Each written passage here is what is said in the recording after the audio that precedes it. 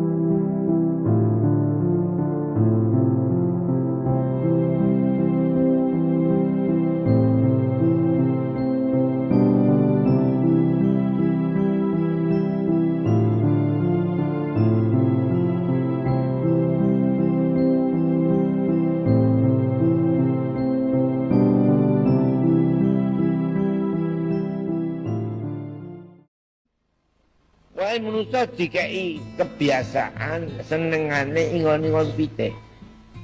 Pitik iku duwe swiwi ning ora iso mantul. Ini tuh Pak. Aneh maupun aneh. Kini mergo orang duwe penjawat yang telapak. Mulai pintu-pintune kewan iku pitik. Sedunia ini tidak ada paling kudu kewan kecuali apa? Ayam. Mergo orang ngerti ndok. Ngon-ngon pitik. Ngon pitik setunggal tempo kula junjung pitik. Pitik dalem, Mbah. Kula sak junjung ngerti, dereng Mbah ya wis monggo pintu ya. Kula kayak indok bebek tak angkremno kok gelem ngangkrem. Tak takoni pitik dalam sing ngangkrem iku ndoke sapa kirangan dah ya ora. Bodho atau enggak bodho wong ndoke wae kok gak ngerti. Mulai gini kono bangsa Indonesia ini bento-bento mergo wong tuane ora ngerti ning anake nggih lho Bapak. Niku mun nyoto. Jadi ojo kok gantungno beasiswa wae. Supaya bener-bener anakmu itu didik menjadi orang. Bismillahirrahmanirrahim. Assalamualaikum warahmatullahi wabarakatuh. Terkait dengan sosok Kiai Maimun tentu banyak hal yang bisa diceritakan karena memang Mbah Maimun itu sebagai tokoh yang bukan hanya terkenal sebagai tokoh segi ulama akan tetapi juga segi nasionalis juga. Perpaduan antara beliau tentu sangat menarik untuk diketahui banyak orang. Yang pertama tentang bagaimana pola asuh Kiai Maimun sama halnya dengan para ulama. Pengasuhan para ulama itu sebetulnya didasari oleh otoritas, bukan otoritas. Dia itu punya otoritas. Salah satunya dipraktekkan oleh Kiai Maimun. Itu hal yang pertama itu adalah dalam dirinya itu punya otoritas. Ketika menyampaikan ayo ngaji itu memang punya otoritas. Yang otoritatif itu juga biasanya pintar melakukan rasionalisasi. Hal-hal yang tidak baik itu seringkali kalau otoritatif tidak perlu kemudian disampaikan dalam bentuk tulisan yang peringatan setiap hari, tapi dari perilakunya, dari cara hidupnya itu banyak yang tahu mana yang baik dan mana yang tidak baik. Otoritatif itu mengandaikan kesalehan lalu menularkan kesalehan. Nah, kepengasuhan seperti ini rumit karena itu mengandung komitmen diri sebelum komitmen kepada orang lain. Gak peduli. Wong kula niki yo anake mbah kula niku namine Karmani. Dulure Karmo. Meneh Karmo, Karmadi, Karmono. Jadi Karmo. Tapi sing mbah kula niku kabeh dipinterno anake. Dadi ya mulya-mulya.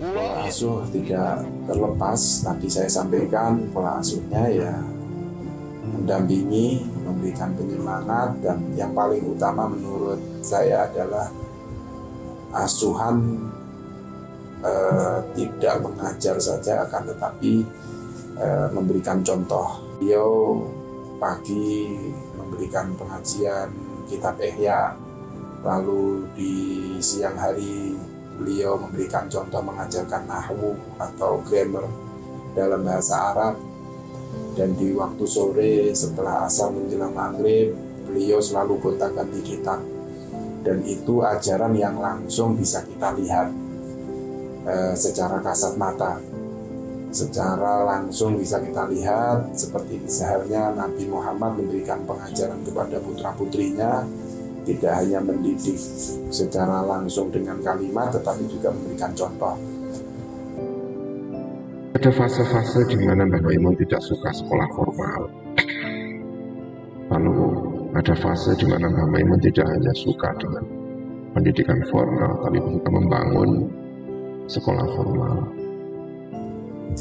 Semua putra-putri beliau tidak ada yang sekolah formal. Hanya formal itu yang saya alami hanya sekolah di tingkat TK, taman kanak-kanak. Setelah itu semua masuk ke pendidikan yang ada di madrasah Ghazaliyah Syafi'iyah, dimulai dari ibtidak, mulai kelas 1 sampai kelas 3 aliyah. Putra-putra Mbah Maimun diberi kesempatan untuk melanjutkan pendidikan, seluruhnya ada di luar negeri kecuali yang perempuan. Anak kula niku 8, kula butuh teng luar negeri sedaya. Tak biayani. Ya alhamdulillah. Ya ketok. Niki Allah. Jadi wong iku aja kaya pitik. Gak roh napa? Gak roh ndoke, gak roh napa anake. Jadi pintere bocah sebab dididik oleh orang tuanya. Niki Allah. Jadi pitik kok aja dienggo. Jadi supaya ngerti pitik iku gene kok ora iso mabur, mergo ora roh napa ndoke. Ora ngerti iku ndoke. Gelem ngengkermi ndok napa? Wis netes yo gelem ngengkermi. Iki jaga pitik.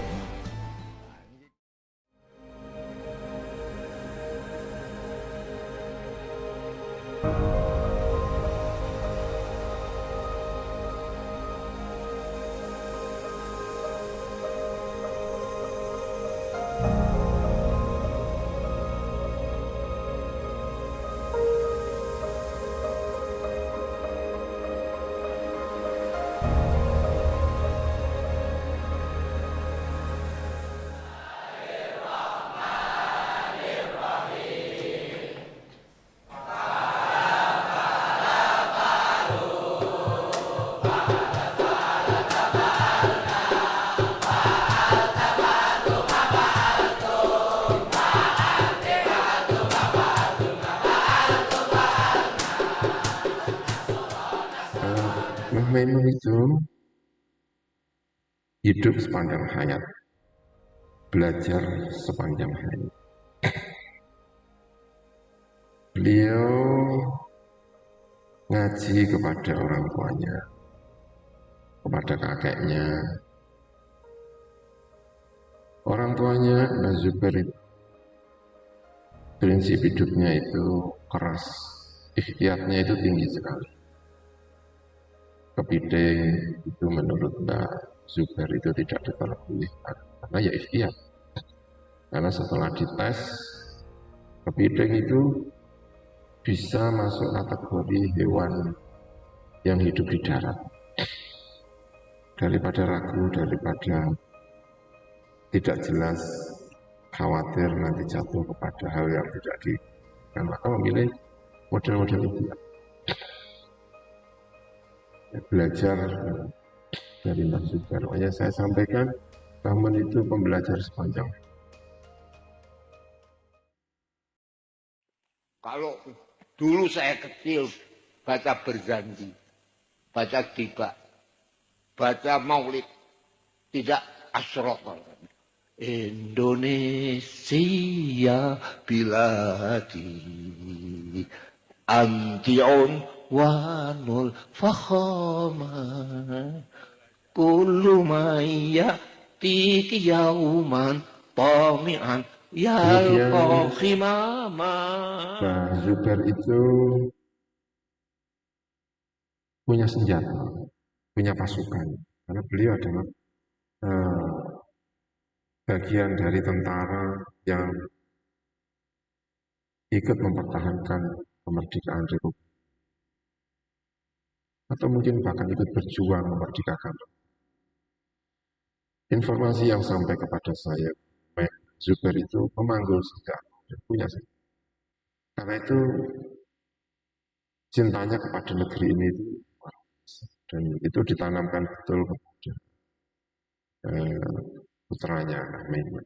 Jadi saya waktu masih kecil, ayah saya kalau serokalan, asrokal badru. Asrokal badru alaina. Makhtafat minhul bujuru. Mislahus nikma ra'ina. Qatu ya wajah sururi.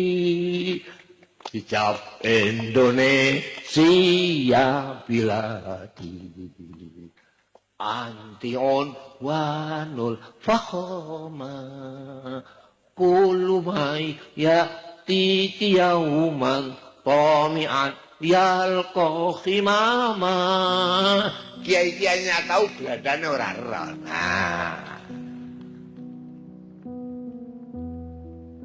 Mbah Zubair itu juga senang cerita kepada putranya tentang orang-orang alim.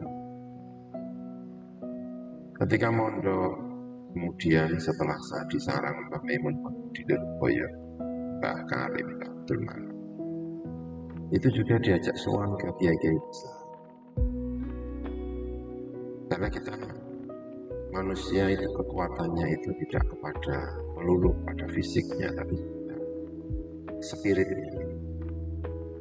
Nah, salah satu didikan yang disampaikan oleh Mbah Zubair kepada Maimun adalah memperkenalkan tokoh-tokoh sehingga menjadi spirit. Di Lirboyo ketemu dengan tokoh besar. Mbah Maimun menyebut nama Novi sebagai Ibnu Zaman, menggantikan Mbah Hasyim Asy'ari. Ibnu Zaman itu artinya kenapa? Semua santri-santri saat itu kalau kepingin alim, dia harus ketemu dengan tokoh itu. Itu kalau Mbah Maimun istilahkan itu Ibnu Zaman. Kalau dalam tradisi Arab itu mungkin disebut Syekhul Islam. Usianya panjang, orang-orang pintar banyak mengaji kepada dia, hanya Syekhul Islam. Mbah Maimun menyebut di tradisi pesantren di Jawa ini namanya Ibnu Zaman. Dulu kalau orang alim itu belajarnya kepada Mbah Hasyim. Lalu ketika Mbah Hasyim kabundut, banyak orang alim itu belajar kepada Mbah Manaf. Jadi ketemu dengan tokoh-tokoh besar itu sangat-sangat. Mbah Maimun salah satu yang dicintai itu karena dididik oleh Zubair, ketemu dengan orang. Mbah Zubair memperkenalkan orang-orang hebat. Nah setelah di Lirboyo kemudian pindah ke Makkah. Tidak lama, hanya sebentar, 2 tahun. 2 tahun dengan segala hiruk pikuknya, dengan segala ujiannya, dengan segala persoalan yang ada pada waktu itu. Di hampir saya tidak membayangkan bahwa Ibu bisa belajar dengan sangat serius di Mekah. Tapi ada yang lebih penting dari sekedar apa yang ilmu yang diperoleh dari Mekah. Ya, apa itu? Spirit Mekah. Nah, spirit Mekah inilah yang meski hanya 2 tahun di Mekah, tapi spirit Mekah itu dibawa pulang. Nah, ya kemudian tradisi berangkat ke Mekah juga sudah mulai dirasakan oleh Mbah Maimun. Mbah Maimun itu senang ketemu dengan tokoh-tokoh itu, tidak saja ketika menjadi santri, tapi setelah menjadi tokoh itu berkeliling belajar ke berbagai tempat. Ke Mekah ketemu dengan Sayyid Muhammad, ketemu dengan tokoh-tokoh besar. Lalu pergi ke Syria ketemu dengan Syekh Romdan Al-Budi. Lalu pergi ke Mesir ketemu dengan tokoh-tokoh, mempelajari apa yang disampaikan oleh tokoh. Mereka menyelesaikan persoalan-persoalan di negerinya itu seperti apa. Nah, jadi pembelajar sepanjang hidup itu menjadi penting. Alhamdulillah, dari gua ini NU tetap. Tapi NU-nya apa NU wong akeh. Aku ngerti nek ditakono ora NU ditakono waman wah. Sapa sedulur orang waman kumpulan. Ya kalau waman wah al-muslimuna wal muslimatu bi kulluhum ikhwan. Ketika saya di usia remaja, di usia aliyah atau SMA, saya melihat Mbah Maimun bagaimana bersosial. Waktu itu membangun bendungan-bendungan yang ada di sekitar sarang. Artinya beliau mengajarkan, ya kamu itu tidak hanya mendidik santri, tetapi juga harus punya rasa, tenggang rasa terhadap masyarakat yang ada di sekitar. Bagaimana masyarakat sekitar sarang yang waktu itu notabene membutuhkan air, beliau membendung sungai-sungai sehingga manfaat itu yang diberikan oleh masyarakat dirasakan dengan resapan-resapan itu, sehingga ketika musim paceklik seperti saat ini kekeringan tetap masih memiliki sumber. Begitu juga dengan kondisi di kota Sarang atau di kecamatan Sarang sendiri, di area pondok yang waktu itu notabene tidak ada air tawar, yang ada sumber-sumber itu air asin. Dan beliau juga memberikan contoh kepada masyarakat sekitar. Ketika waktu itu saya ingat betul di tahun 90-an, 80-90 yang saya tahu ya, karena saya kelahiran 83, itu bagaimana Mbah Maimun mengajari masyarakat bahwa waktu itu semua masyarakat Sarang, tidak kecuali pondok pesantren Ngangsu. Ngangsu itu ngambil air dari Gondan, yang saat ini berkembang pondok-pondoknya Mbah Maimun, dibawa ke Sarang. Masyarakat juga begitu, beli jerigenan dari bedekan dan memanfaatkan air itu diberi kayak aliran. Kalau sekarang mungkin terkenal dengan resapan, jadi diberi resapan-resapan sehingga air-air alhamdulillah di Sarang ketika musim hujan itu airnya, sumurnya menjadi tawar karena memang akhirnya tercampur dengan resapan-resapan itu. Beliau menyatu dengan masjid. Jadi urusan-urusan kemasyarakatan, urusan-urusan keagamaan itu masjid Jadi beliau itu kalau Jumat, biasanya Jumat Legi, beliau khutbah di masjid. Selalu. Jadi Jumatan pun juga sekalipun tidak khotib, itu beliau ada di Masjid Jami ini. Padahal jauh. Itu Mbah Maimun. Kalau sudah seperti itu, tidak tergesa-gesa kondur beliau. Jagong dulu di masjid. Nah, itu yang tidak dilakukan oleh kiai-kiai yang lain. Kiai-kiai yang lain kalau khutbah itu ya sudah, setelah khutbah sholat Jumat pulang. Tapi Mbah Maimun jagong dulu. Inilah menunjukkan bahwa figur atau profil Mbah Maimun itu dekat dengan masyarakat. Seperti itu sampai sepuh. Karena sepanjang beliau masih mampu, kondisi fisiknya sehat, beliau. Dan istimewa, beliau khutbah dengan bahasa Arab. Makanya termasyhur beliau, masjid ini itu khotibnya pakai bahasa Arab. Kemudian perjalanan masjid ini itu selalu dipantau, selalu dikawal. Gitu. Mbah Maimun itu terhadap pembangunan masjid ini itu ngendikan dengan saya. Baik, iki aku wis diwangsit karo mbah-mbahku. Masjid iki kok nerusno. Jadi sing pojok-pojok segi 4 itu mulai dari Cakaraya, mulai dari ini saya semua yang nanggung.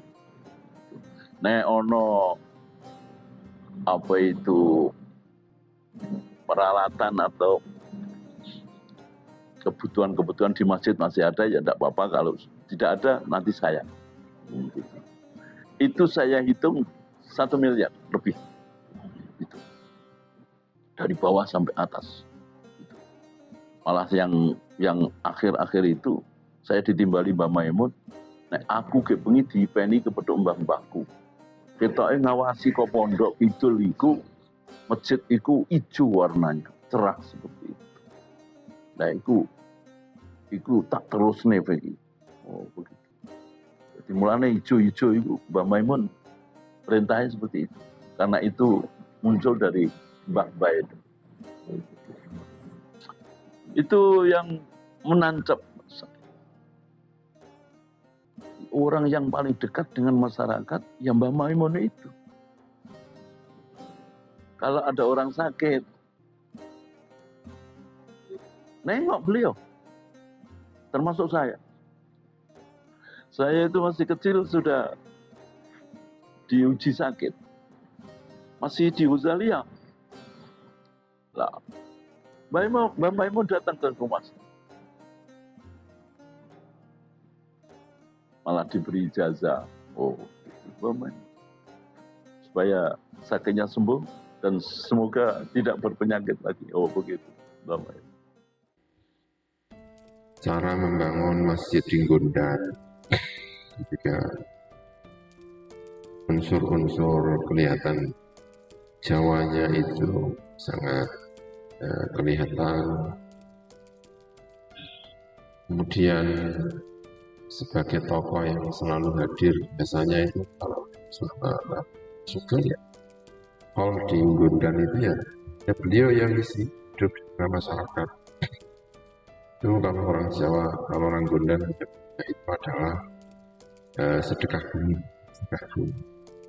Kami juga ikut hadir, tapi dengan acara-acara yang baik, yang tidak bertentangan dengan syariat.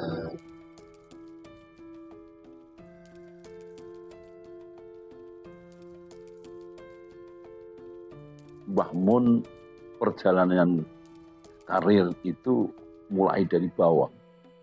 Mbah Mun sudah bergelut di organisasi Koperasi Perikanan Laut, bahasanya KPL, yang sekarang TPI. Itu ketuanya Mbah Maimun. Jadi sebelum ada TPI itu KPL namanya. Itu organisasi yang diikuti oleh Mbah Mun sebagai ketuanya. Mbah Maimun dulu sebelum benar-benar jadi kiai, hidupnya bekerja jadi penjual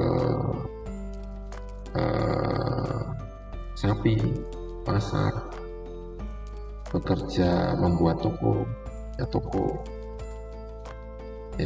pokoknya hidup ini dijalani dengan serius, dengan baik. Kemudian waktu berjalan, Mbah Mun jadi anggota DPR. Kiprah Mbah Maimun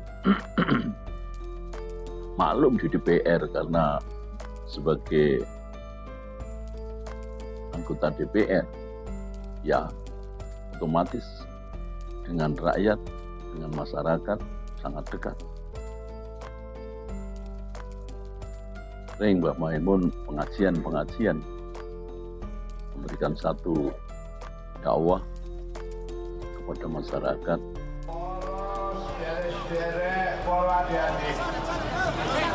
Langkung-langkung remaja Kaneman sebagai tunas muda Partai Persatuan Pembangunan.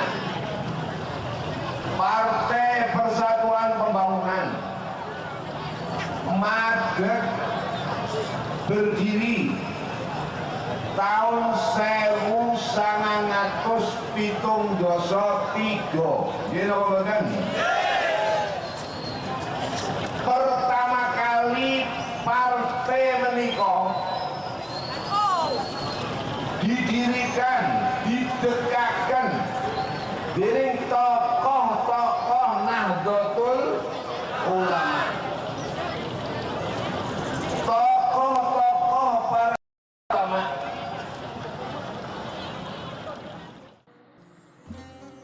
Politiknya Mbah Mun itu manis sekali. Manis itu artinya seperti ngerangkul sini sebenarnya tidak cocok. Menjauh dari sini sebenarnya cocok ke sana. Hanya demi menyatukan negara. Itu politik yang manis. Tentu perbedaan yang menonjol yang saya rasakan antara Mbah Maimun sebagai sosok ulama yang terjun di politik, yang saat ini mungkin banyak para tokoh dari pondok pesantren yang kebablasan. Artinya dalam kebablasan itu memberikan toleransi dan sebagainya, itu kebablasan. Mbah Maimun ini tidak. Beliau berhubungan dengan semua kalangan, kelompok, bahkan agama. Beliau berhubungan semuanya, tetapi ada sisi-sisi yang ada batasannya yang memang di situ oleh syariat dibatasi. Nah, ini yang menarik. Sehingga walaupun dari sisi itu batasan-batasan itu dilakukan oleh Mbah Maimun, sedemikian rupa bagaimana Mbah Maimun tidak bersinggungan, tidak bersitegang lah kalau di politik itu dengan kelompok-kelompok tertentu. Termasuk ketika Mbah Mun menyatukan Pak Ganjar dan Gus Yassin di Jawa Tengah. Itu bahkan Gus Yassin sendiri cerita nangis. Kok digandengkan sama Pak Ganjar itu. Gus Yassin cerita malam itu istikharahnya buruk.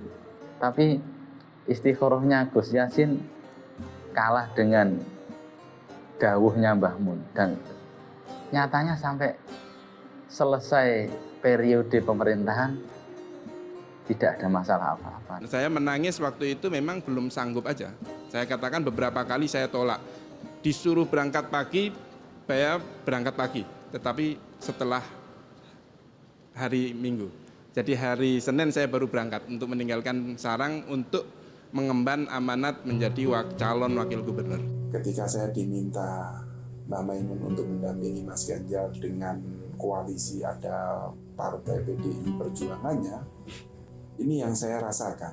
Setelah itu saya mengetahui ternyata Mbah Maimun terucap sampai ke saya bahwa beliau ingin mengangkat pikiran atau hujah dari bapak beliau Mbah Zuber. Ketika itu Mbah Zuber menjadi ketua pergerakan yang biasa kita dengar dengan Laskar Hizb atau Laskar yang memperjuangkan negara Indonesia untuk merdeka. Ketika itu semua ulama menyampaikan ingin menarik dari pemerintah, duduk manis mengajarkan pendidikan agama di pondok pesantren masing-masing, tidak mau ikut lagi urusan negara. Tapi Mbah Zuber ini enggak. Ternyata Mbah Zuber itu menanamkan pemikiran terhadap Mbah Maimun bagaimana seorang kiai itu bisa memikirkan sejak dini nilai-nilai keagamaan masuk di pemerintahan. Artinya masuk itu tidak terus harus daulah atau negara Islam, ya enggak. Artinya ada nilai-nilai batasan yang harus dilakukan oleh negara. Tidak ada partai manapun yang tidak suka sama Mbah Mun. Meskipun terang-terangan Mbah Mun ya P3. Pernah suatu ketika waktu kami masih di pesantren Amin Rais, ya, Pak Amin Rais itu PAN. Beliau sowan Mbah Mun, disambut di depan dalem. Sampean tahu kan, depan dalem Mbah Mun itu langsung jalan ya. Di depan jalan itu musola. Di imaman, di dinding imaman bagian luar itu ditempel foto P3. Padahal di situ datang Pak Amin Rais. Tapi tidak ada sedikit pun kebencian dari tamu-tamu Mbah Mun kepada Mbah Mun. Itu adalah bagian politik Mbah Mun untuk menyatukan umat Islam, khususnya di Indonesia ini. Ya, kebetulan saya sering ikut Mbah Maimun politik sejak remaja. Jadi saya sejak di SMA waktu itu ya sering menemani beliau, karena waktu itu kebetulan Mbah Maimun, putra-putra Mbah Maimun sudah tidak ada di rumah semua kecuali saya dan adik saya yang ada di rumah, dan peralihan peta politik di negara Indonesia yang dulu hanya 3 partai, hanya PDI, Golkar, dan P3 menjadi partai yang begitu banyak muncul partai-partai baru termasuk PKB. Waktu itu ada PKNU, ada PK sebelum menjadi PKS. Muncul partai-partai baru, beliau mengajarkan kepada saya, sering saya diajak menemani kampanye di Jawa Timur, bahkan sampai ke Lombok kalau nggak salah waktu itu, tapi saya nggak ikut sampai ke Lombok, hanya sampai di Jawa Timur terus saya pulang. Terus mengajarkan saya juga politik berorasi di Semarang, ada di Rembang sendiri, mengajari bahwa yang ditanamkan tentu bagaimana politik itu bukan menjadi tujuan, akan tetapi menjadi kendaraan, mewarnai pemerintahan lewat partai politik supaya ada nilai-nilai keagamaan, khususnya keagamaan Islam ya. Yang mana kita tahu bahwa agama Islam itu dipimpin oleh Nabi Muhammad, yang Nabi Muhammad itu menjadi sosok yang memberikan rahmat terhadap seluruh alam. Itu pemikiran-pemikiran siasah seperti itu yang jarang dipakai oleh orang-orang. Mbah Mun itu saya lihat seperti luar biasa ikhlasnya. Tidak, itu kan sama sekali melepaskan kepentingan pribadi. Ketika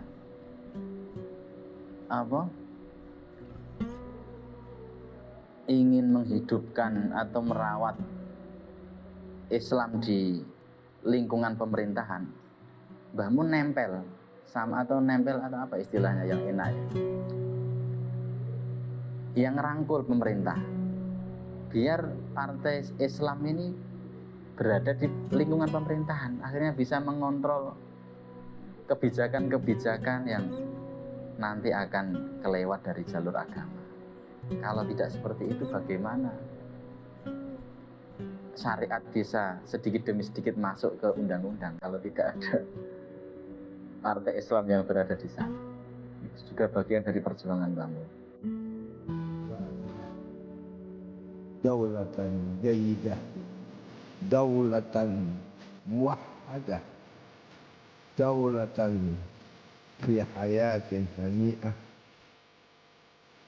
fil jannati ma'alin na'ma, fi jiwarillahi subhanahu wa ta'ala ma'a ahli raha an-na'ma wal-rahma. Al-Fatihah.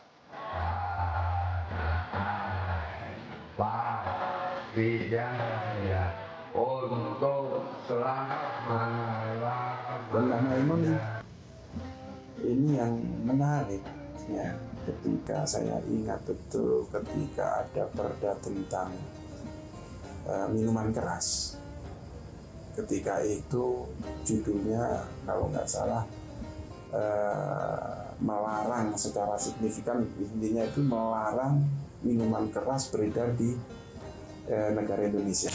Tapi Mbah Maimun ternyata mengambil sikap, ya nggak usah judulnya, nggak usah keras-keras lah, toleransi aja, kita mengatur undang-undang minuman keras, bukan anti minuman keras. Waktu itu kalau nggak salah anti minuman keras.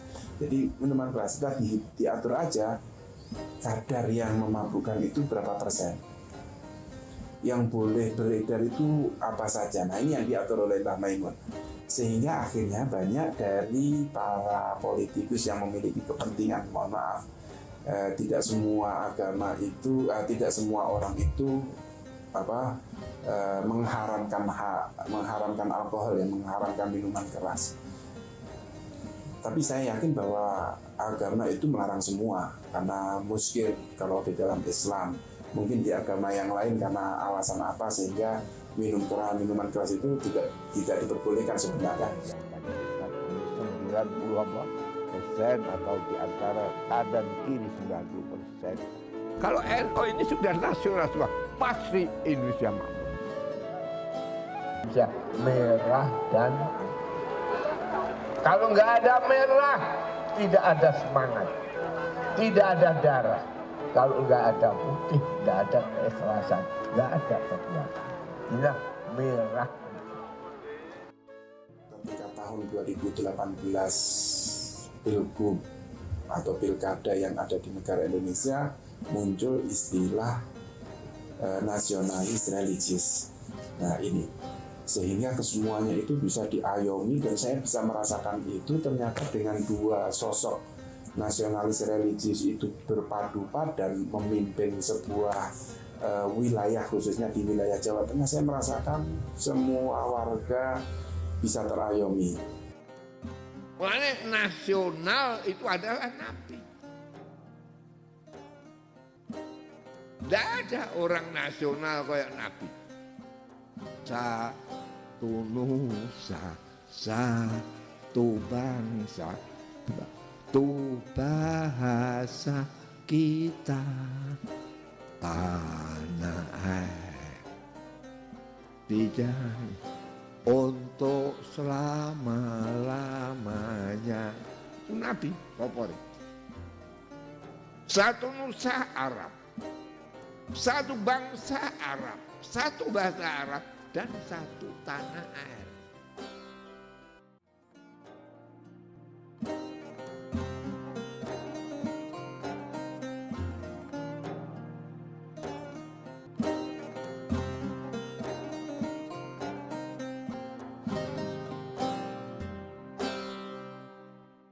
Urip-urip niki kanthi bali ning gone kutub salaf sing dikarang dening para ulama salaf, sing diarani kitab kuning.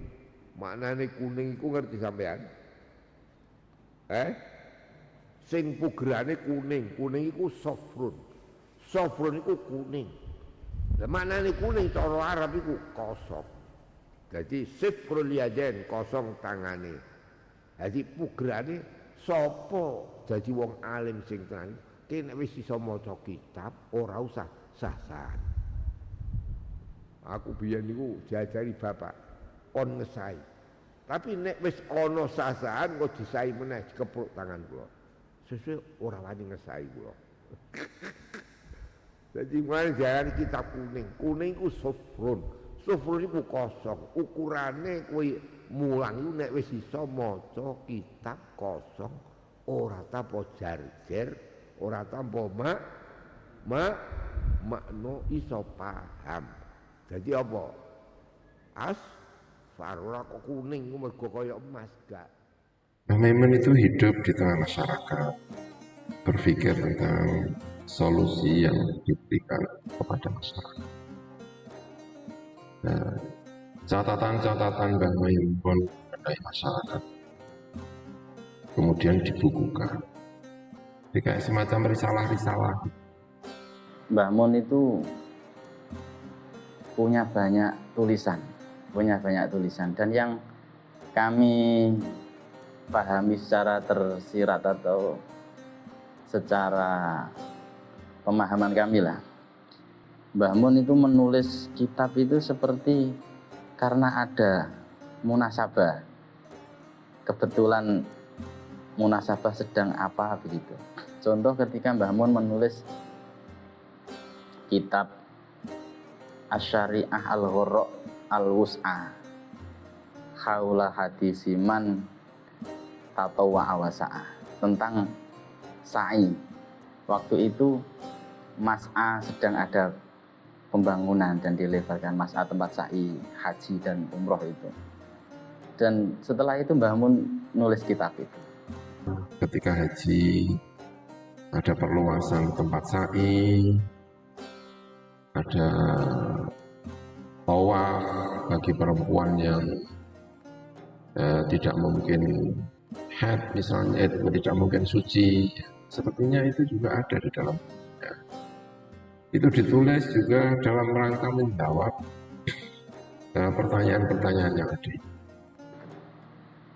Ada lagi Mbah Mun menulis kitab Nususul Akhyar, ya, Nususul Akhyar. Mungkin ini yang familiar didengar oleh para santri, diketahui oleh para santri dan biasa dibaca. Itu juga ketika itu Mbah Mun di tahun 92. Tahun 92 itu Mbah Mun sebagai pengurus NU, Rois Suriah atau wakil Rois Suriah itulah tahun 92. Saya masih belum mondok. NU waktu itu banyak dikultuskan oleh masyarakat, bahkan banyak orang bilang pakai kartanu, bikin kartanu, kartu tanda anggota NU itu kunci surga katanya. Itu Mbah Mun menjadi wakil Rois Suriah di sana, di organisasi NU. Dan kebetulan tahun 92 itu NU berseberangan dengan pemerintah tentang Idul Fitri. Tapi Mbah Mun meskipun anggota bahkan wakil ketua Rois Suriah, tapi beliau tidak mendukung langkah NU.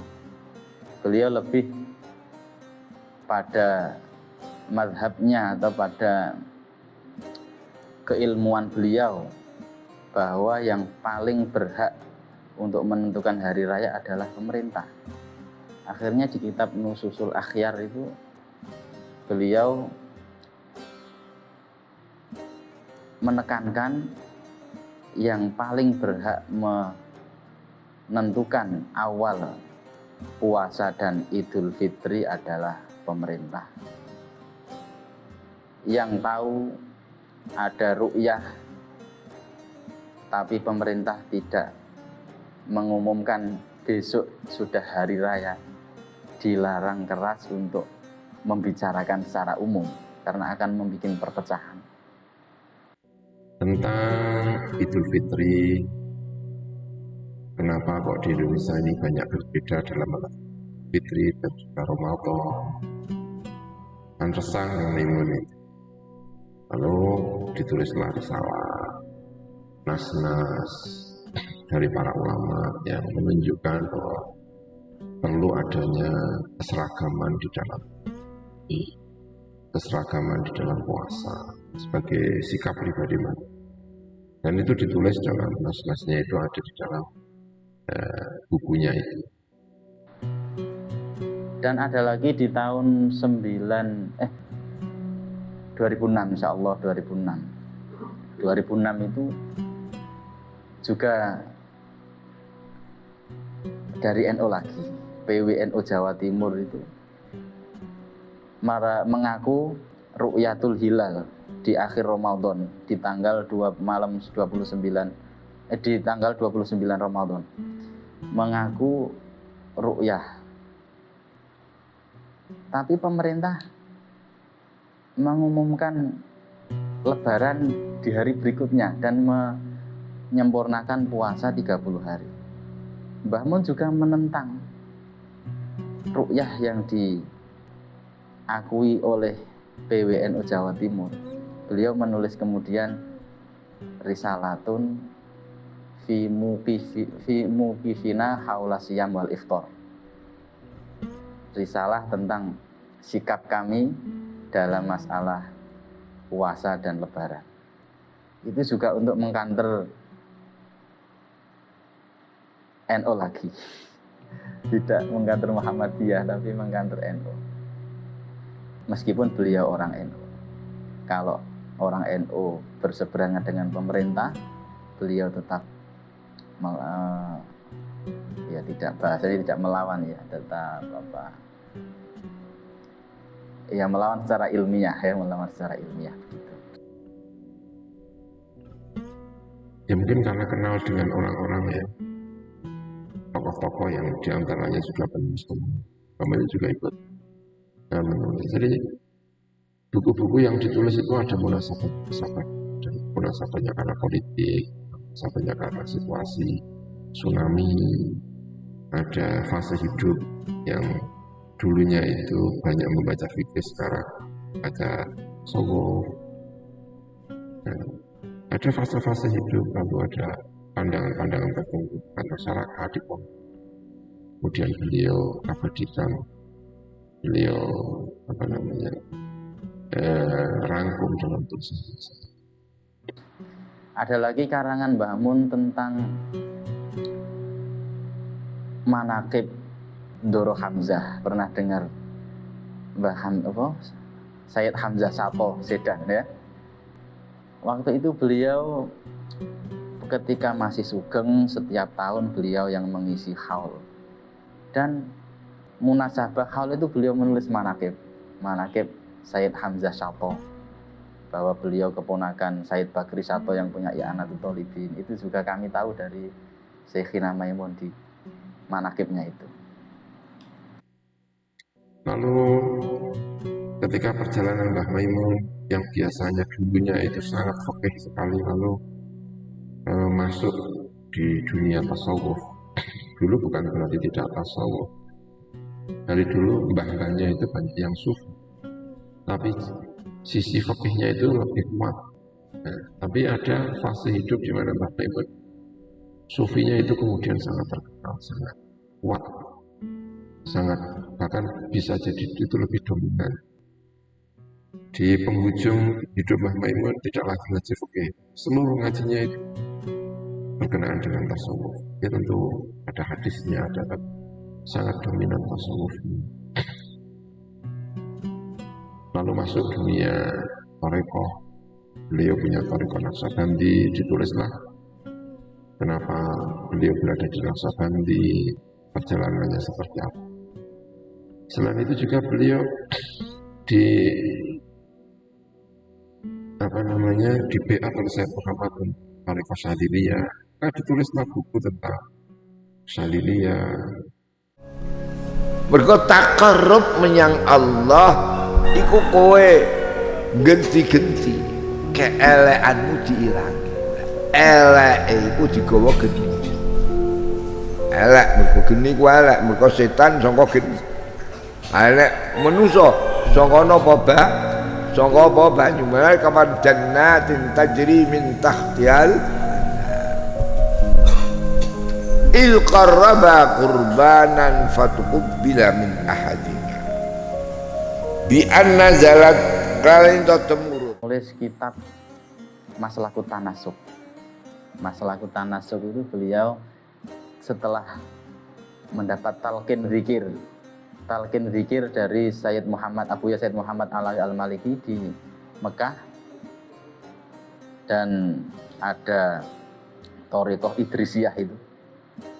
Beliau menulis kitab Maslahut Tanasuk Al-Makki Intisabi ila lupa terusan itu. Maslahut Tanasuk Al-Makki, ya, Maslahut Tanasuk Al-Makki. Itu tentang cara-cara wiridan atau cara beribadah versi Sayyid Muhammad bin Alawi Al-Maliki atau Thariqah Idrisiyah di kitab itu. Ada lagi ketika itu beliau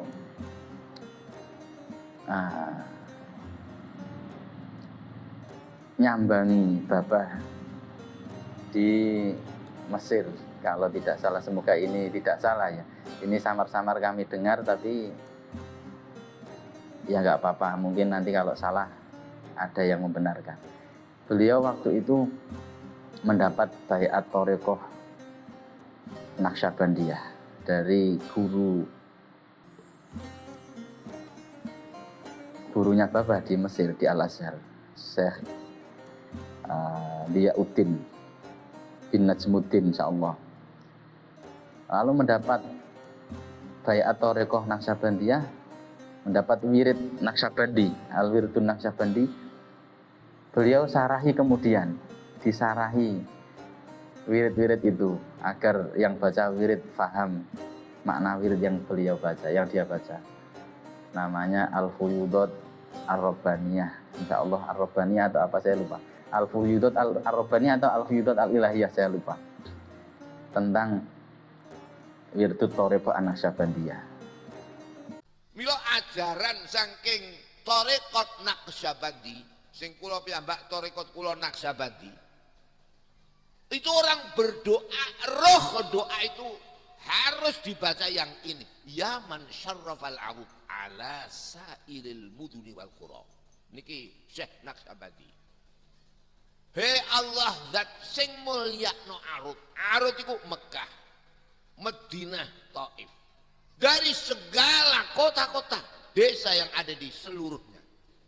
Sing dimaksud tiga ini, dikala Nabi menyebarkan agama, hanya tiga ini yang merdeka. Maknanya bahwa kemerdekaan itu adalah sesuatu hal yang utama dari segala.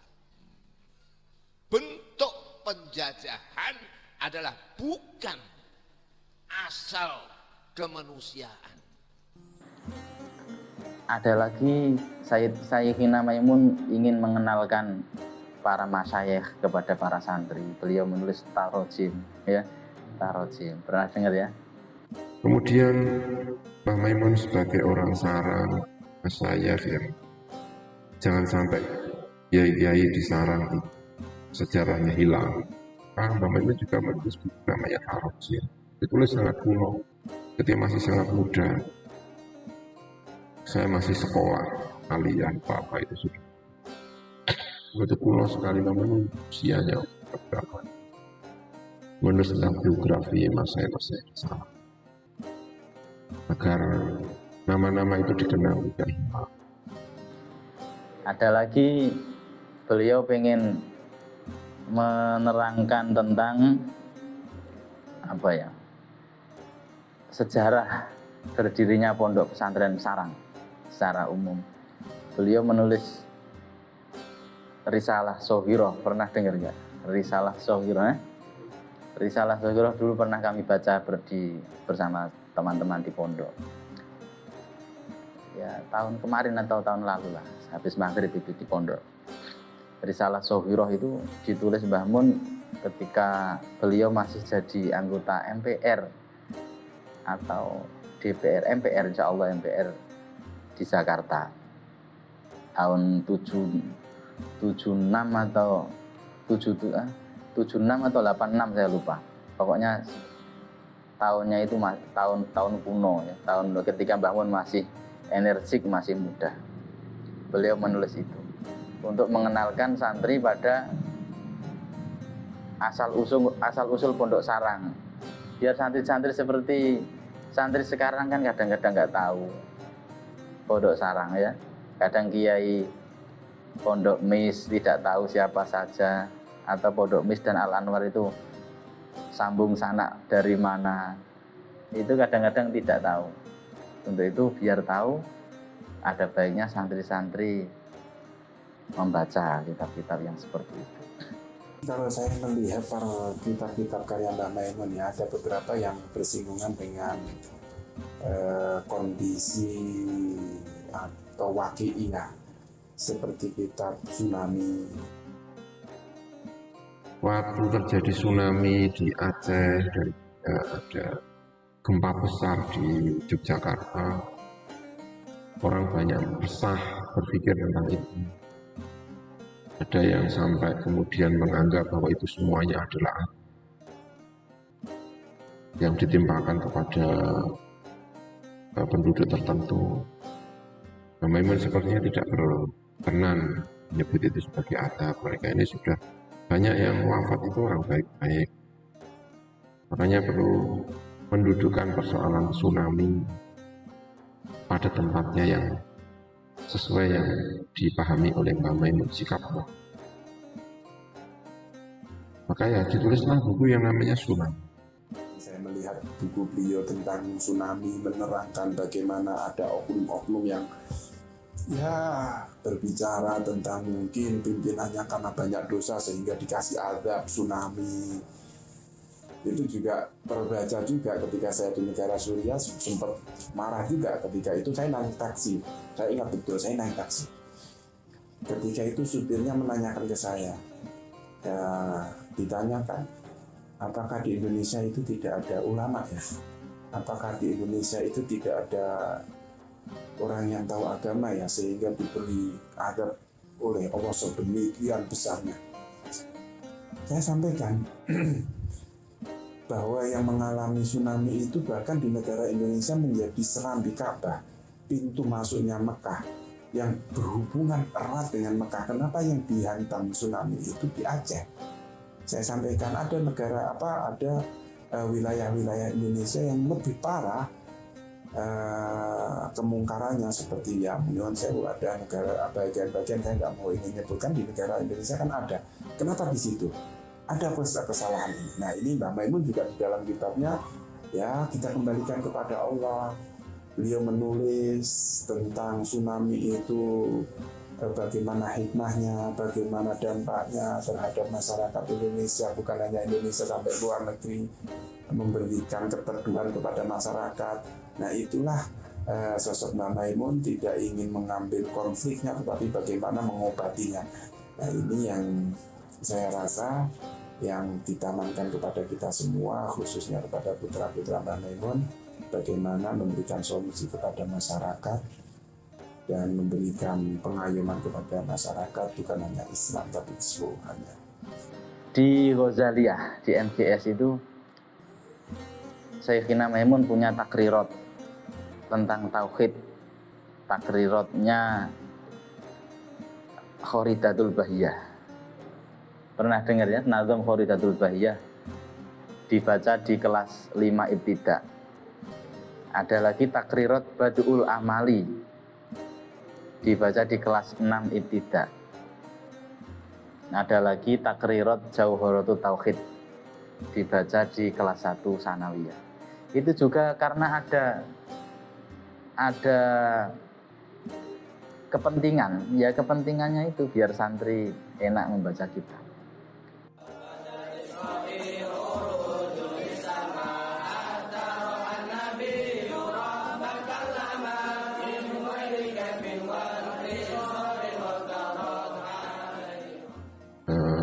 Ilmu tauhid, ilmu kalam untuk madrasah Ghazaliyah.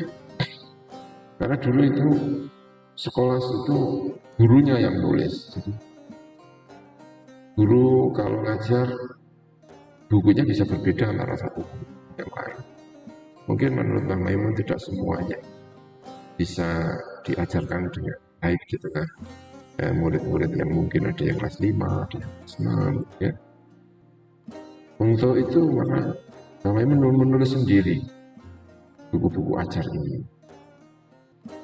Jadi Bang Maimun itu memang di sela-sela kesibukannya itu sambil poin tamu, sambil apa, masih menyempatkan untuk menulis catatan-catatan mengenai apa yang terjadi di sekeliling. Ma asabaka min hasanatin faminallah wa ma asabaka min sayyi'atin famin nafsik. Ning setengah ayat ma asabakum min musibatin fabima kasabat aidi. Kowe kok iso oleh Allah iso lakonmu dhewe. Ora ana lakone wong awake dhewe. Kowe dadi sugih ya sangka Allah. Paringane Allah kok pikir kangen awak. Mestine wong Islam iku sugih. Wasinas walillahil izzat wali rasulihi walil. Seperti ulama al-Mujahidin itu berbicara tentang perbankan. Bagaimana uang itu yang dulunya dirham, dinar, lalu menjadi uang kertas yang disahkan oleh negara, yang saat ini berkembang dengan cek, terus lagi saat ini berkembang dengan QR ya, kris ya, QRIS itu kan bentuk dari pengembangan. Kalau dulu ada jual beli harus ada yang dilihat kan, ada ini uangnya saya terima. Nah sekarang gimana penerimaannya? Kalau itu saja mereka juga nggak bisa menerima dengan QRIS itu. Tiba-tiba masuk ke rekening nggak ada wujudnya, hanya ada angkanya saja. Kalau dulu bicara ulama Mujahidin ada stempelnya negara, dikembangkan lagi dengan negara-negara yang lain. Saat ini QR malah nggak ada stempelnya menurut saya. Nah ini yang berkembang seperti ini, itu juga mengajarkan kepada kita semua bahwa agama itu berkembang selaras dengan zaman itu ya, perkembangan itu. Dan ini juga mengajarkan lalu bagaimana kita mensikapi kepada negara. Kalau sudah bicara tentang negara, nggak mungkin dong itu terlepas dari siasa.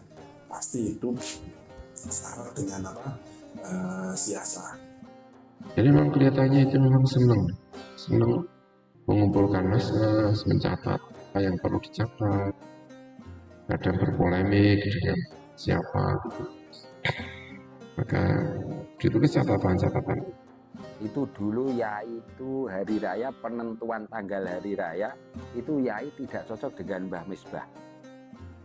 Asalnya dulu itu berupa surat-suratan, kemudian dibukukan menjadi buku. Itu ada, jadi surat hari raya ini Mbah Misbah setujunya ini. Saya masih ingat gojlokannya itu. Yai nek gojloki Mbah Misbah itu Mbah Ngilan. Kiai Misbah kiai galak kok kiai dhuwur langit, kono kon urip dhuwur langit. Ini gojlok kiai. Kalau Mbah Misbah gojlok kiai itu, rumah saya itu dekat rumahnya Mbah Misbah, enggak jauh. Jadi, kiai kalau Mbah Misbah gojlok kiai Maimun kiai awake kok lemu. Mbah Misbah itu kiai yang terkenal paling paling anti modernisasi mungkin. Sampai sekarang sampean bisa lihat masjidnya itu kan enggak boleh ada speaker. Dia juga enggak mau difoto. Pernah acara di Surabaya itu baru assalamualaikum, mendadak ono kecolongan ada orang moto. Dia ini langsung waalaikumsalam mulai. Padahal Bangilan Surabaya itu berapa kilo? Itu sampai sekarang masjidnya enggak ada speaker. Ngaji di sana juga enggak speaker. Loh, ini biarpun tidak cocok, tapi kalau ketemu ya raket. Mungkin itu ciri khas Kiai Indonesia itu. Kalau jauh itu tidak cocok, tapi ketemu raket lagi. Perbedaan politik atau perbedaan apa itu tidak menyurutkan mereka untuk raket. Jadi bayangan saya berbeda itu memang untuk bersatu.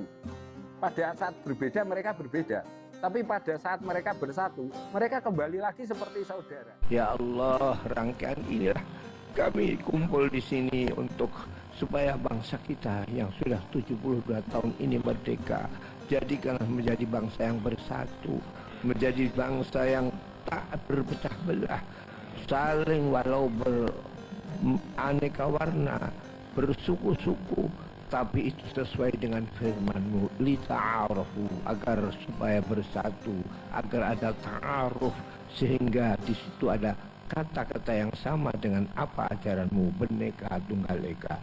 Ya Allah, ya Rabbi, ya Tuhan kami, anugerahilah kami ini, bangsa Indonesia yang beraneka ragam, bersuku-suku. Ya Allah, berbahasa yang ribuan bahasa, tetapi walaupun begitu adalah satu. Inilah ucapan dan permohonan kami kepadamu, munasabah bulan yang besar, bulan Agustus. أطابت نفوسكم أن تضعوا ترابا على خير الورى صلى الله على سيدنا محمد. ماذا على من شم تربة أحمد؟ ماذا على من شم تربة أحمد؟ ماذا على من زار روضة محمد؟ ماذا على من داس شباك محمد؟ ماذا على من شم تربة أحمد؟ ألا يشم مدى الزمان غواليا. Yai itu benar-benar orang yang perfect, sempurna sekali. Mbah Mun itu sosok yang cinta ilmu. Satu kata untuk Mbah Mun, hebat. Kulluna lil watan lil alam wajduna min kidam sya'a bainal umam majduna min kidam sya'a bainal umam kulluna lil watan lil alam majduna min kidam yalal watan hubbul watan minal iman wala takun minal khirman inhadu ahlal watan.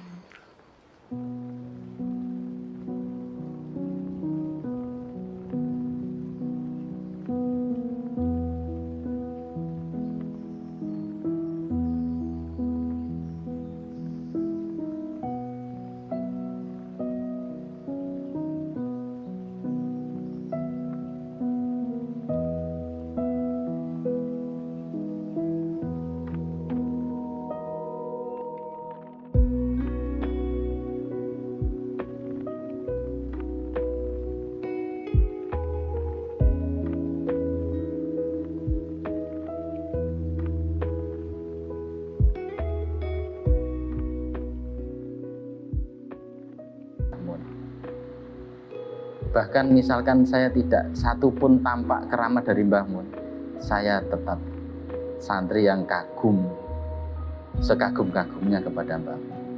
Saya jadi ingat ceritanya Abah Ubab ketika adiknya Abah Ubab, Ning Rofiqoh. Ning Rofiqoh itu wafat. Itu ketika Mbah Mun ngaji. Bukan kok langsung kitabnya ditutup, tapi ngajinya justru semakin lama. Terus itu sebuah hal yang mengagumkan sekali. Mengagumkan sekali. Meskipun ditinggal mati, ditinggal wafat putranya, tapi ngaji tetap berjalan.